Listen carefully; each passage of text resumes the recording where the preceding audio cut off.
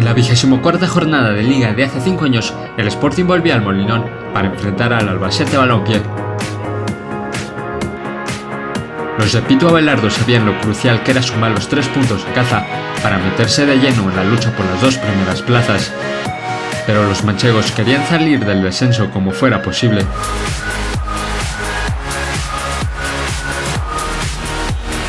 Los errores arbitrales y la mala suerte sportingista se hacían presentes en un Molinón que no paraba de animar.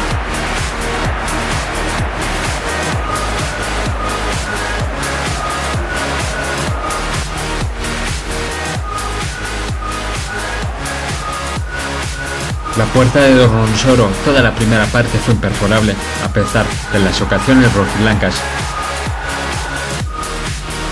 En la segunda parte, Porto apuraba la falta cometida por Lora.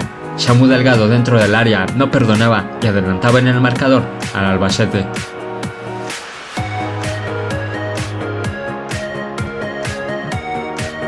El Sporting tendría que remar contracorriente. Rápidamente encontraría el gol del empate.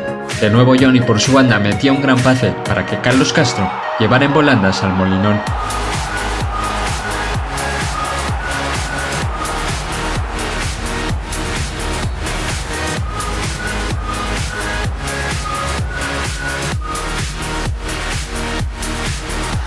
El constante asedio del Sporting hacía que Fran Dorronsoro sobresaliera con grandes intervenciones.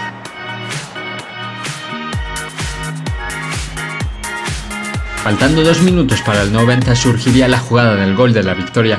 Guerrero daba pase entre líneas para que Sergio Álvarez mandara pase de la muerte y Johnny ganaba la espalda al defensa para hacer caer a todo un Molinón.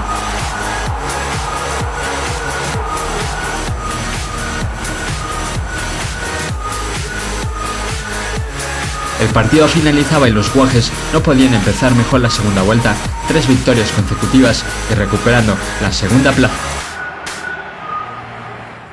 Albaceteño, Lora le dobla, Lora corre, Guerrero escorado, Guerrero toca de primera para Sergio, línea de fondo, la pone segunda palo,